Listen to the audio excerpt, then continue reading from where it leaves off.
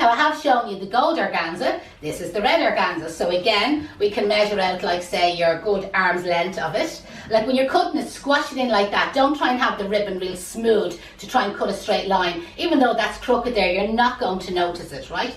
So keep it squashed in. You see like where the organza is a little bit different to the fabric ribbons, okay? So let's keep it squashed in, and again, you're wrapping it around the neck and crossing it under the chin. And again, you can see that there's our neck of our bow, and this is where I'm holding it. And you can adjust and you can make them shorter or longer.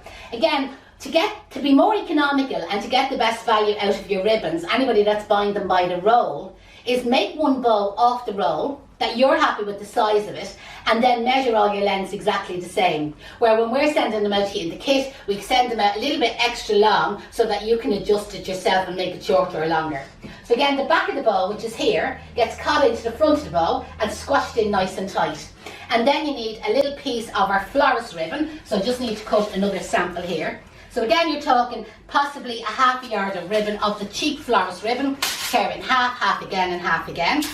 And what you're going to do then is catch that around the centre. Now it kind of moves, the organza moves on you, where the fabric luxury ribbons, I find they kind of stick together, right? So again, hold it against my tummy, get my 2 pieces of ribbon, tie a knot. Now it's quite easy to tie this knot because it's a lot lighter than the other fabric, okay? So tie your double knot as tight as you can.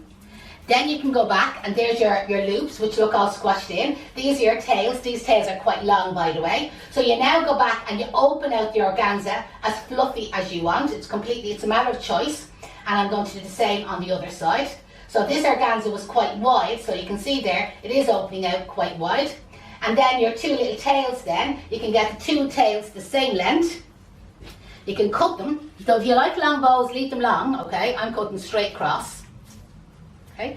And again, incorporate them with something else. So what about like maybe the gold bow I showed you earlier on, and if your wreath then is gold or red, or again maybe a little bit of hessian tied into the centre, or the velvet bow tied into the centre. Do you see the way like there's lots of different combinations, and sometimes if you're doing a few of them, make them all a little bit different. Sometimes it's the bow that attracts the customer rather than the rest of the material that's actually on the base.